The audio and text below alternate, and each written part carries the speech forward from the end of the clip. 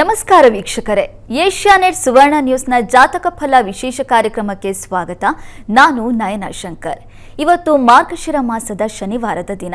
ಈ ದಿನದ ವಿಶೇಷತೆ ಏನು, 12 ರಾಶಿಗಳ ಫಲಾಫಲಗಳು ಹೇಗಿದೆ, ಜೊತೆಗೆ ನೀವು ಕಳಿಸಿರುವಂತಹ ಸಂದೇಶಗಳಿಗೆ ಪರಿಹಾರವನ್ನು ತಿಳಿಸಿಕೊಡೋದಕ್ಕೆ ನಮ್ಮ ಜೊತೆ ಜ್ಯೋತಿಷಿಗಳಾಗಿರುವಂತಹ ಶ್ರೀಕಂಠ ಶಾಸ್ತ್ರಿ ಅವರಿದ್ದಾರೆ. ಬನ್ನಿ ಅವರನ್ನ ಕಾರ್ಯಕ್ರಮಕ್ಕೆ ಸ್ವಾಗತಿಸೋಣ.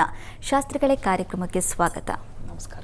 ಶಾಸ್ತ್ರಿಗಳೇ, ಇವತ್ತು ಮಾರ್ಗಶಿರ ಮಾಸದ ಶನಿವಾರ, ಈ ದಿನದ ವಿಶೇಷತೆಯನ್ನು ತಿಳಿಸ್ಕೊಡೋದಾದರೆ? ಶ್ರೀ ಗುರುಭ್ಯೋ ನಮಃ. ಹರಿ ಓಂ. ಮೂರ್ತಿತ್ವೇ ಪರಿಕಲ್ಪಿತ ಶಶಿಭೃತೌ ವರ್ತ್ಮ ಪುನರ್ಜನ್ಮನ ಆತ್ಮೇತ್ಯಾತ್ಮವಿದಾಂ ಕೃತಶ್ಚೇಜತಾಂ ಭರತ ಅಮರ ಜ್ಯೋತಿಷಾಂ ಲೋಕಾನಾಂ ಪ್ರಳಯೋದ್ಭವ ಸ್ಥಿತಿ ವಿಭಶ್ಚಾನೇಕದ ಯಶರಿತೌ ವಾಚನ್ನ ಸದದಾತ್ವನೇಕ ಕಿರಣ ತ್ರೈಲೋಕ್ಯ ದೀಪೋ ರವಿಹಿ. ಸಮಸ್ತ ವೀಕ್ಷಕರಿಗೆ ಶುಭೋದಯ, ಶುಭ ಬೆಳಗು. ಈ ದಿನದ ಸಂದೇಶಗಳನ್ನು ಪರಿಶೀಲಿಸುವ ಪೂರ್ವದಲ್ಲಿ ಇವತ್ತಿನ ಪಂಚಾಂಗವನ್ನು ಗಮನಿಸಿಕೊಳ್ಳೋಣ.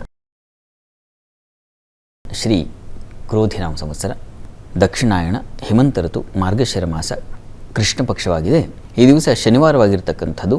ಷಷ್ಠಿ ತಿಥಿ, ಪೂರ್ವ ಫಲ್ಗುಣಿ ನಕ್ಷತ್ರ. ಈ ದಿವಸ ಕೃಷ್ಣ ಪಕ್ಷದ ಶನಿವಾರ ದಿವಸ ಶನೈಶ್ಚರನಿಗೆ ವಿಶೇಷವಾದ ಬಲ ಇರುತ್ತೆ. ಸಾಮಾನ್ಯವಾಗಿ ಎಲ್ಲ ಗ್ರಹಗಳಿಗೆ ಆಯಾ ಗ್ರಹಗಳ ವಾರ, ಉದಾಹರಣೆಗೆ ಶನಿವಾರ ಅಲ್ವಾ ಈ ದಿವಸ, ಶನಿವಾರ ದಿವಸ ಶನೈಶ್ಚರನಿಗೆ ವಿಶೇಷವಾದ ಬಲ ಇರುತ್ತೆ.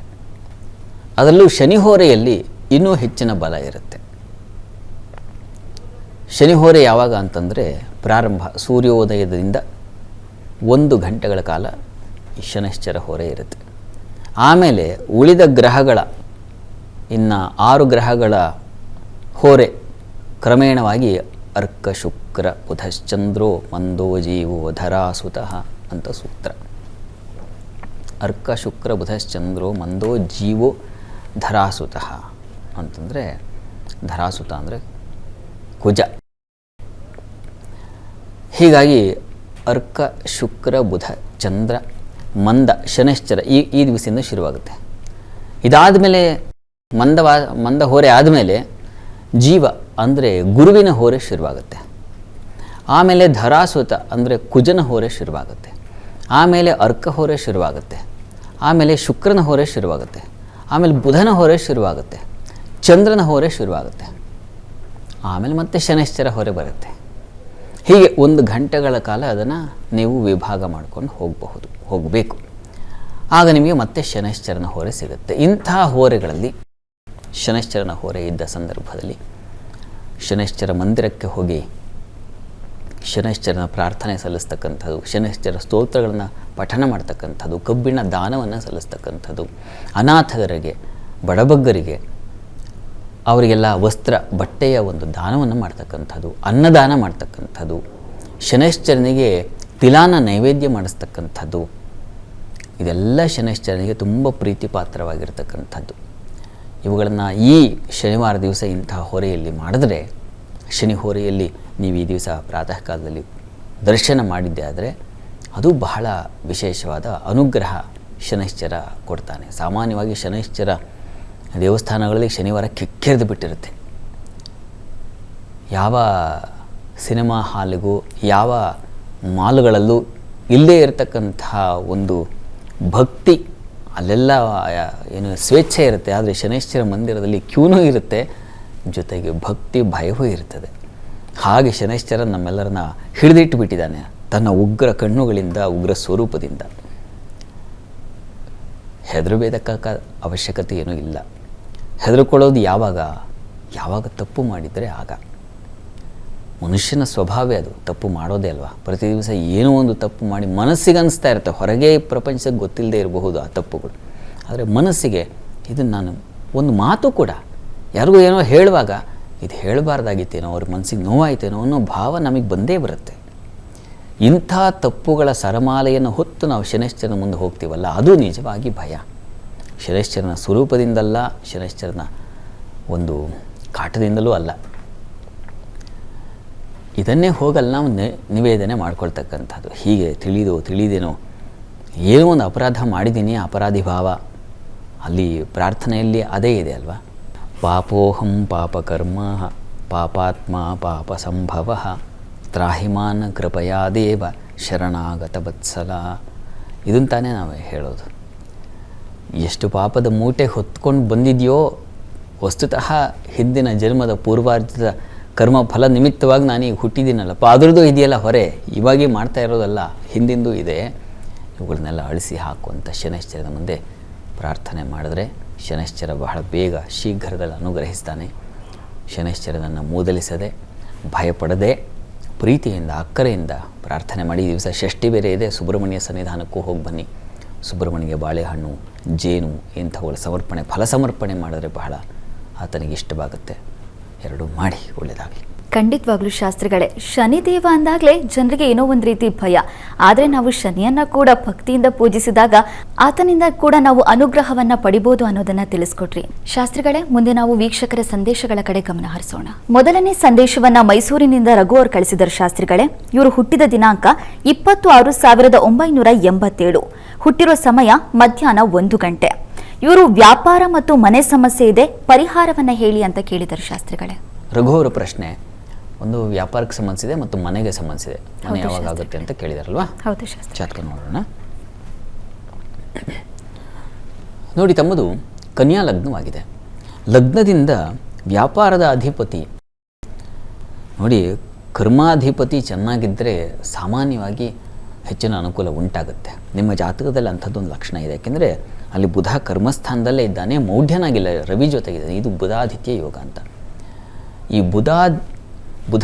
ಬುಧ ಜೊತೆಗೆ ಆದಿತ್ಯ, ಬುಧಾದಿತ್ಯ ಯೋಗದಲ್ಲಿ ತುಂಬ ವಿಶೇಷವಾದ ಫಲಗಳು. ನೀವು ಕೆಲಸ ಮಾಡಿದ್ದಕ್ಕೆ ತಕ್ಕನಾದ ವಿಶೇಷ ಫಲವನ್ನು ಪಡೀಲಿಕ್ಕೆ ಅವಕಾಶ ಇರ್ತದೆ. ಕಾರ್ಯಕೌಶಲ್ಯವೂ ಇರ್ತದಲ್ಲಿ. ಹೀಗಾಗಿ ಅಂಥದ್ದೊಂದು ಲಕ್ಷಣ ಚೆನ್ನಾಗಿದೆ. ಈಗ ಪ್ರಸ್ತುತ ಕಾಲವನ್ನು ನೋಡಿದ್ರೆ ತಮಗೆ ಚಂದ್ರದಶೆಯಲ್ಲಿ ತಮಗೀಗ ಕುಜನ ಕಾಲ ನಡೀತಾ ಇದೆ. ಕುಜ ನಿಮ್ಮ ಜಾತಕದಲ್ಲಿ ಆತನು ಶತ್ರುಕ್ಷೇತ್ರದಲ್ಲಿದ್ದಾನೆ, ದಿಗ್ಬಲ ಇದೆ ಸ್ವಲ್ಪ. ಹೀಗಾಗಿ ಸ್ವಲ್ಪ ವೀಕ್ ಆಗ್ತಿದೆ. ಮತ್ತು ಸಪ್ತಮಾಧಿಪತಿ ಸ್ವಲ್ಪ ಅಷ್ಟಮ ಸ್ಥಾನದಲ್ಲಿ ಇರ್ತಕ್ಕಂಥದ್ದು. ಇದು ಎಲ್ಲ ಸ್ವಲ್ಪ ತೊಡಕೆಗೆ ಕಾರಣ, ವ್ಯಾಪಾರದಲ್ಲಿ ತೊಡಕು ಉಂಟಾಗಲಿಕ್ಕೆ ಈಗ ನಡೀತಾ ಇರ್ತಕ್ಕಂಥ ಕಾಲವಶದಿಂದ. ಹೀಗಾಗಿ ನೀವು ಸುಬ್ರಹ್ಮಣ್ಯನ ಪ್ರಾರ್ಥನೆ ಮಾಡಿಕೊಳ್ಳೋದು ತುಂಬ ಒಳ್ಳೆಯದು.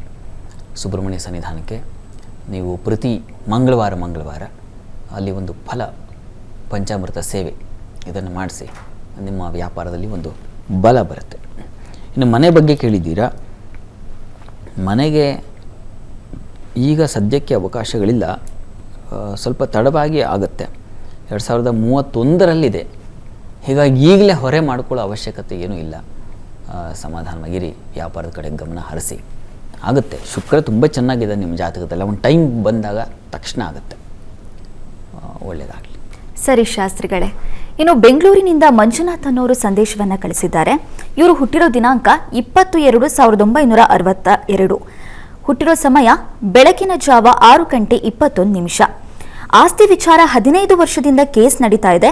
ನಮಗೆ ಆಸ್ತಿ ಸಿಗುತ್ತಾ ತಿಳಿಸಿ ಅಂತ ಕೇಳಿದ್ದಾರೆ ಶಾಸ್ತ್ರಿಗಳೇ. ಅದರ ಜೊತೆಗೆ ಆರೋಗ್ಯದ ಬಗ್ಗೆ ತಿಳಿಸಿ ಅಂತ ಕೂಡ ಕೇಳಿದ್ದಾರೆ. ಮಂಜುನಾಥ್ ಅವರ ಸಮಸ್ಯೆ ಒಂದು ಕೇಸ್ ನಡೀತಾ ಇದೆ 15 ವರ್ಷದಿಂದ ಅಲ್ವಾ? ಆಮೇಲೆ ಆರೋಗ್ಯದ ಬಗ್ಗೆ ಕೇಳಿದ್ದಾರೆ. ಇದು ಯಾವ ಬಗೆಹರಿಯುತ್ತೆ ಅಂತ ಅವ್ರ ಪ್ರಶ್ನೆ ನೋಡೋಣ. ನೋಡಿ, ತಮ್ಮದು ಕುಂಭಲಗ್ನ. ಲಗ್ನದ ಅಧಿಪತಿ ಶನೈಶ್ಚರ ವ್ಯಯಸ್ಥಾನದಲ್ಲಿದ್ದಾನೆ. ತನ್ನದೇ ಮನೆ ಮಕರ ರಾಶಿಯಲ್ಲಿದ್ದಾನೆ. ಅಲ್ಲಿ ಕುಜ, ಗುರು, ಕೇತು, ಬುಧ ಹೀಗೆ 5 ಗ್ರಹಗಳು. ನೋಡಿ, ವ್ಯಯದಲ್ಲಿದ್ದಾಗ ದುಸ್ಥಾನ ಅನ್ನೋದು ನಮಗೆ ಫಲವನ್ನು ಕೊಡದೇ ಇರತಕ್ಕಂಥ ಮನೆ. ಬಂದರೂ ನಮ್ಮ ಕೈಗೆ ದಪ್ಕೋದಿಲ್ಲ ಇಂಥ ಮನೆ. ಹೀಗಾಗಿ ಅಲ್ಲಿ ಎಲ್ಲ ಗ್ರಹಗಳು ಇದ್ದಾವೆ ನಿಮಗೆ. ಈಗ ಪ್ರಸ್ತುತ ನಿಮಗೆ ಗುರುದಶೆಯಲ್ಲಿ ಗುರುವಿನ ಭುಕ್ತಿ ನಡೀತಾ ಇದೆ. ಗುರು ಕೂಡ ನೀಚ ಸ್ಥಾನದಲ್ಲಿ, ಅದು ವ್ಯಯದಲ್ಲಿರ್ತಕ್ಕಂಥದ್ದು. ಹೀಗಾಗಿ ನಿಮಗೆ ಯಾವಾಗ ಬಗೆಹರಿಯುತ್ತೆ ಅಂತಂದರೆ 2025 ಜುಲೈ ನಂತರ ಸ್ವಲ್ಪ ಮಟ್ಟಿಗೆ ಅನುಕೂಲ ಆಗುತ್ತೆ. ನೀವು ಒಂದು ಗ್ರಹಶಾಂತಿ ಮಾಡಿಸೋದು ತುಂಬ ಒಳ್ಳೆಯದು. ಆರೋಗ್ಯದ ದೃಷ್ಟಿಯಿಂದ ಒಂದು ಗ್ರಹಶಾಂತಿ ಮಾಡಿಸಿ, ನೀವೊಂದು ಆಯುಷ್ಯ ಹೋಮ ಮಾಡಿಸ್ಕೊಂಡ್ರೆ ಬಹಳ ಒಳ್ಳೆಯದು. ಅದು ನಿಮ್ಮ ದೇಹಕ್ಕೆ ಬೇಕು, ಪುಷ್ಟಿ ಕೊಡುತ್ತೆ. ಆಮೇಲೆ ಹೋರಾಟ. ನಾವು ನಮ್ಮ ಆರೋಗ್ಯ ಮೊದಲು ನೋಡ್ಕೋಬೇಕು. ಹೀಗಾಗಿ ಆ ದೃಷ್ಟಿಯಿಂದ ನೀವು ಶಾಂತಿ ಮಾಡಿಸೋದು ತುಂಬ ಒಳ್ಳೆಯದು. ಜುಲೈ ನಂತರದಲ್ಲಿ ನಿಮ್ಮ ಆಸ್ತಿ ವಿಚಾರ ಏನಿದೆ ಅದಕ್ಕೆ ನಿಮಗೊಂದು ಉತ್ತರ ಸಿಗುತ್ತೆ, ಸಮಾಧಾನಕರ ಫಲ ಸಿಗುತ್ತೆ. ಒಳ್ಳೆಯದಾಗಲಿ. ಸರಿ ಶಾಸ್ತ್ರಿಗಳೇ. ಇನ್ನು ತಿಯಶ್ ಕುಮಾರ್ ಅಂತ ಸುಳ್ಯದಿಂದ ಸಂದೇಶವನ್ನು ಕಳಿಸಿದ್ದಾರೆ. ಇವರು ಹುಟ್ಟಿರೋ ದಿನಾಂಕ 24/9/2017. ಹುಟ್ಟಿರೋ ಸಮಯ ಸಂಜೆ 6:06. ಆರೋಗ್ಯ ಹಾಗೆ ಶಿಕ್ಷಣದ ಬಗ್ಗೆ ತಿಳಿಸಿ ಅಂತ ಕೇಳಿದ್ದಾರೆ ಶಾಸ್ತ್ರಿಗಳೇ. ತೇಜ್ ಕುಮಾರ್ ಅವರ ಪ್ರಶ್ನೆ ಒಂದು ಆರೋಗ್ಯ ಮತ್ತು ಶಿಕ್ಷಣಕ್ಕೆ ಸಂಬಂಧಿಸಿದೆ. ಹೌದು ಶಾಸ್ತ್ರಿಗಳೇ. ಆಯಿತು, ನೋಡೋಣ. ನೋಡಿ, ಈ ಜಾತಕ ನೋಡಿದ್ರೆ ಇದು ಮೀನ ಲಗ್ನ. ಲಗ್ನದ ಅಧಿಪತಿ ಗುರು ಜಾತಕದಲ್ಲಿ ಅಷ್ಟಮ ಸ್ಥಾನದಲ್ಲಿದ್ದಾನೆ. ಆರೋಗ್ಯದ ಕಡೆಗೆ ಸ್ವಲ್ಪ ಗಮನ ತಗೋಬೇಕು. ಲಗ್ನಾಧಿಪತಿ ಸ್ವಲ್ಪ ಬಲಹೀನನಾಗಿದ್ದಾನೆ. ಶನೈಶ್ಚರನ ದಶೆ ಶನಿ ಭುಕ್ತಿ ನಡೀತಾ ಇದೆ. ಈಗ ಶನೈಶ್ಚರ ಕೂಡ ಶತ್ರು ಕ್ಷೇತ್ರದಲ್ಲಿದ್ದಾನೆ. ನೀವು ಒಂದು ಲಗ್ನಾಧಿಪತಿಯಾದ ಗುರು ಈಗ ಭುಕ್ತಿ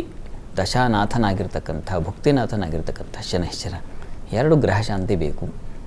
ನಿಮ್ಮ ದೇಹ ತೂಕದ್ದು ಕಡಲೆಬೇಳೆ ಹಾಗೂ ಎಳ್ಳು ಇದನ್ನು ದಾನ ಮಾಡಿದ್ರೆ, ಅದು ಈಶ್ವರ ಸನ್ನಿಧಾನಕ್ಕೆ ಮಾಡಿದ್ರೆ ಬಹಳ ಒಳ್ಳೆಯದು, ಅಥವಾ ಸುಬ್ರಹ್ಮಣ್ಯ ಸನ್ನಿಧಾನವೂ ಆಗಬಹುದು. ಅಲ್ಲಿಗೆ ನೀವು ಕೊಟ್ಟರೆ ಸ್ವಲ್ಪ ನಿಮಗೆ ಹೆಚ್ಚಿನ ಅನುಕೂಲ ಉಂಟಾಗುತ್ತೆ ಆರೋಗ್ಯದಲ್ಲಿ. ಇನ್ನು ವಿದ್ಯಾಭ್ಯಾಸಕ್ಕೆ ಸಂಬಂಧಿಸಿದ ಹಾಗೆ ಆ ಅಧಿಪತಿ ಸ್ವಲ್ಪ ಬಲಹೀನ.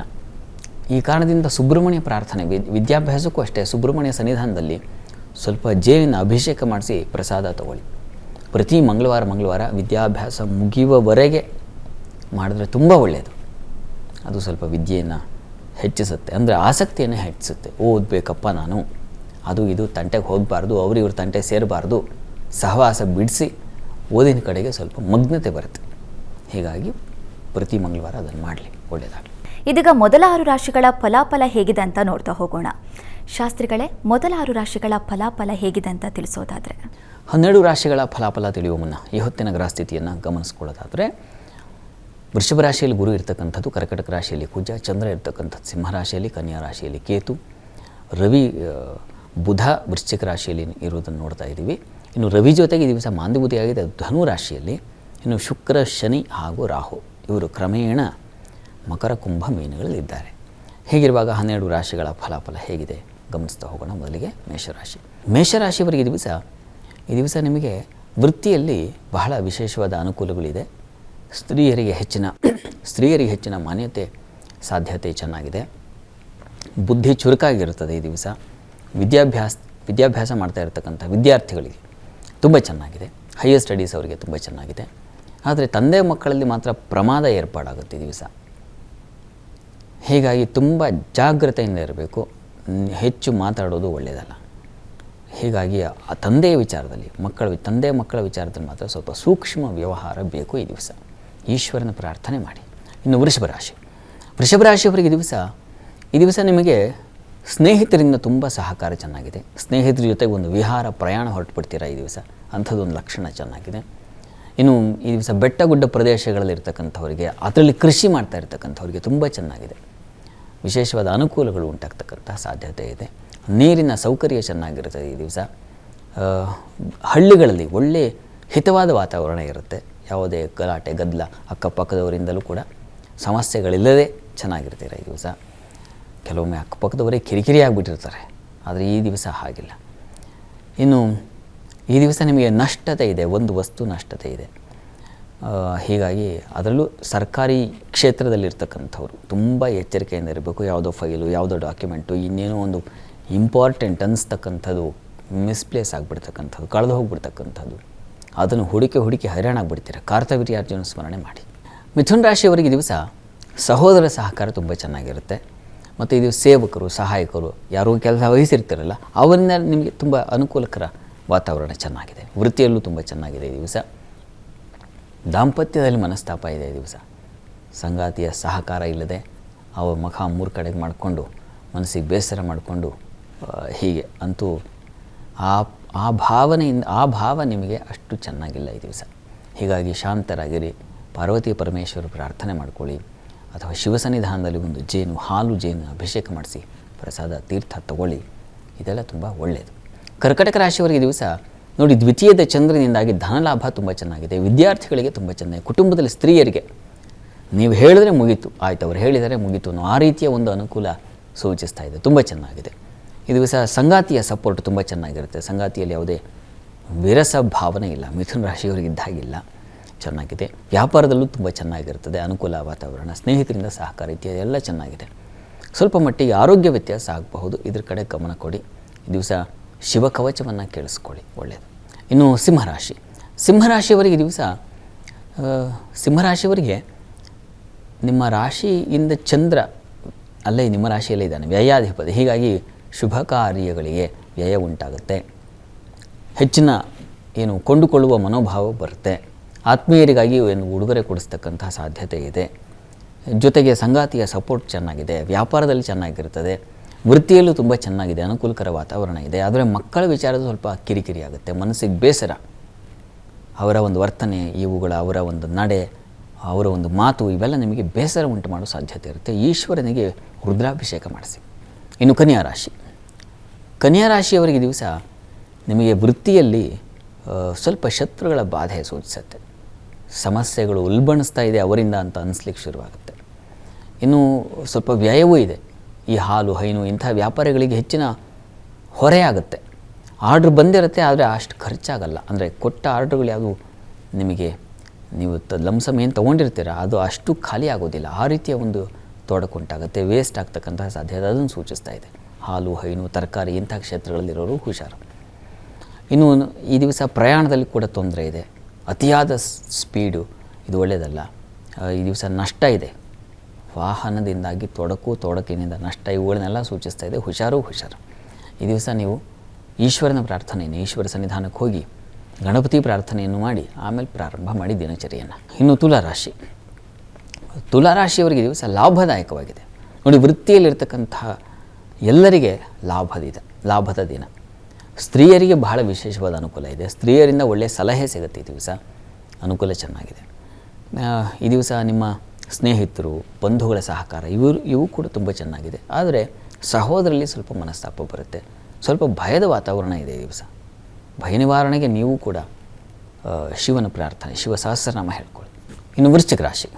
ಈ ದಿವಸ ವೃತ್ತಿಯಲ್ಲಿ ತುಂಬ ಚೆನ್ನಾಗಿದೆ ಇವರೇ. ಅದರಲ್ಲಿ ಹೆಣ್ಣು ಮಕ್ಕಳಿಗೆ, ಅಲ್ಲಿ ಅಧಿಕಾರದಲ್ಲಿ ಇರ್ತಕ್ಕಂಥವರಿಗೆ ತುಂಬ ಚೆನ್ನಾಗಿದೆ. ವಿಶೇಷವಾದ ಸವಲತ್ತುಗಳು ಅಥವಾ ಹೊಸ ಅವಕಾಶಗಳು, ಈ ರೀತಿಯ ಒಂದು ಸಾಧ್ಯತೆ ತುಂಬ ಚೆನ್ನಾಗಿದೆ. ಸಹೋದರ ಸಹಕಾರ ಚೆನ್ನಾಗಿರ್ತದೆ, ಸ್ನೇಹಿತರ ಸಹಕಾರ ಚೆನ್ನಾಗಿರ್ತದೆ.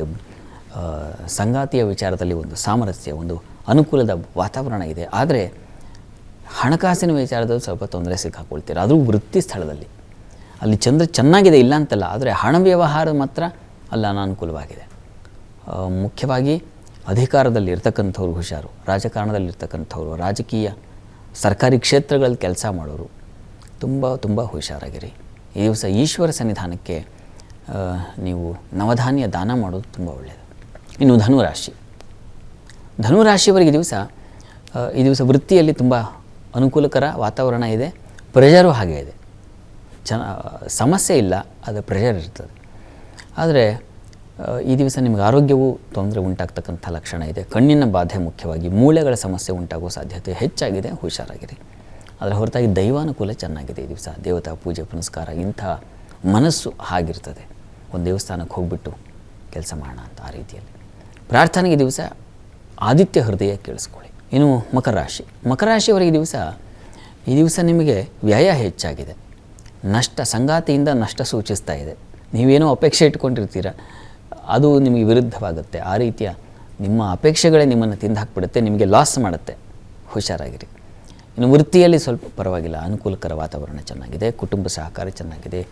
ಮಕ್ಕಳ ಸಹಾಯ ಇತ್ಯಾದಿ ಎಲ್ಲ ತುಂಬ ಚೆನ್ನಾಗಿದೆ. ಪ್ರಾರ್ಥನೆಗೆ ದಿವಸ ಮಹಾಲಕ್ಷ್ಮಿ ಪ್ರಾರ್ಥನೆ ಮಾಡಿ. ಇನ್ನು ಕುಂಭರಾಶಿ. ಕುಂಭರಾಶಿಯವರಿಗೆ ರಾಜಕಾರಣದಲ್ಲಿ ಹಾಗೂ ಈ ಸರ್ಕಾರಿ ಕ್ಷೇತ್ರದಲ್ಲಿವರಿಗೆ ತುಂಬ ಚೆನ್ನಾಗಿದೆ, ಲಾಭದಾಯಕವಾಗಿದೆ. ಈ ದಿವಸ ಸಂಗಾತಿಯ ಸಹಕಾರ ಚೆನ್ನಾಗಿರ್ತದೆ.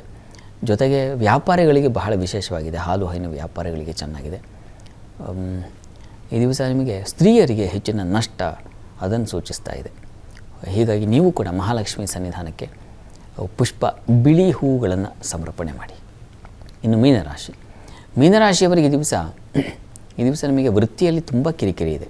ಸರ್ಕಾರಿ ಕ್ಷೇತ್ರದಲ್ಲಿರೋರಿಗೆ ತುಂಬ ಕಿರಿಕಿರಿ, ಇರಿಟೇಷನ್, ಕೆಲಸ ಬಿಟ್ಬಿಡಲ್ಲ ಅನ್ನೋಷ್ಟು ಪ್ರೆಷರ್ ಆಗಿಬಿಡುತ್ತೆ. ಎಚ್ಚರವಾಗಿರಿ. ಇದಕ್ಕೆ ಪರಿಹಾರ ಹೇಳ್ತೀನಿ. ಇದ್ರ ಜೊತೆಗೆ ಸ್ತ್ರೀಯರಿಗೆ ಆರೋಗ್ಯ ನಷ್ಟ ಸೂಚಿಸ್ತಾ ಇದೆ. ಸಾಲದ ವಿಚಾರದಲ್ಲಿ ಸ್ವಲ್ಪ ಹುಷಾರಾಗಿರಬೇಕು. ಶನೈಶ್ಚರನ ದೃಷ್ಟಿ ಇದೆ ಚಂದ್ರನಿಗೆ, ಅದು ತೊಂದರೆ ಮಾಡುತ್ತೆ. ತುಂಬ ನಂಬಿಕಸ್ಥರಿಂದನೇ ತೊಂದರೆ ಆಗಿಬಿಡೋ ಸಾಧ್ಯತೆ ಇರ್ತದೆ. ಹೀಗಾಗಿ ಎಚ್ಚರವಾಗಿರಿ. ಈ ದಿವಸ ಗಣಪತಿ ಸನ್ನಿಧಾನಕ್ಕೆ ಈ ದಿವಸ ನೀವು ಕಬ್ಬಿನ ರಸ ಅಥವಾ ಬೆಲ್ಲ ಯಾವುದಾದ್ರು ಸಮರ್ಪಣೆ ಮಾಡಿ ತುಂಬ ಅನುಕೂಲ ಆಗುತ್ತೆ. ಈ ದಿವಸ 12 ರಾಶಿಗಳವರು, ರಾಶಿ ಗೊತ್ತಿಲ್ಲ ಅಂತಕ್ಕಂಥವರು ಕೂಡ ಹೇಳಬಹುದಾದ ಮಂತ್ರ ಓಂ ಸುರವಂದ್ಯಾಯ ನಮಃ. ಈ ಮಂತ್ರ ಹೇಳ್ಕೊಳ್ಳಿ, ಅನುಕೂಲ ಆಗುತ್ತೆ. ಶಾಸ್ತ್ರಿಗಳೇ, ಇವತ್ತಿನ ದಿನ ವಿಶೇಷತೆ ಜೊತೆಗೆ 12 ರಾಶಿಗಳ ಫಲಾಫಲ ವೀಕ್ಷಕರು ಕಳಿಸಿದಂಥ ಸಂದೇಶಗಳಿಗೆ ಪರಿಹಾರವನ್ನು ತಿಳಿಸ್ಕೊಟ್ಟಿದ್ದೀರಾ. ಧನ್ಯವಾದಗಳು ಶಾಸ್ತ್ರಿಗಳೇ. ಸರ್ವೇ ಜನಾಃ ಸುಖಿನೋ ಭವಂತು, ಸಮಸ್ತ ಸನ್ಮಂಗಳಾನಿ ಭವಂತು. ಎಲ್ಲರಿಗೂ ಶುಭವಾಗಲಿ. ವೀಕ್ಷಕರೇ, ಇದಾಗಿತ್ತು ಇವತ್ತಿನ ಜಾತಕ ಫಲ ವಿಶೇಷ ಕಾರ್ಯಕ್ರಮ. ಮುಂದಿನ ಸಂಚಿಕೆಯಲ್ಲಿ ಮತ್ತೊಮ್ಮೆ ನಿಮ್ಮನ್ನು ಭೇಟಿಯಾಗ್ತೀವಿ. ಅಲ್ಲಿವರೆಗೂ ನೇರ, ದಿಟ್ಟ, ನಿರಂತರ ಸುದ್ದಿಗಾಗಿ ನೋಡ್ತಾ ಇರಿ ಏಷ್ಯಾನೆಟ್ ಸುವರ್ಣ ನ್ಯೂಸ್.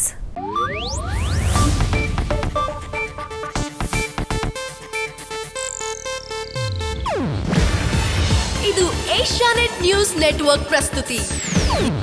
ನೀವು ನೋಡ್ತಿದ್ದೀರಾ ಏಷ್ಯಾನೆಟ್ ಸುವರ್ಣ ನ್ಯೂಸ್.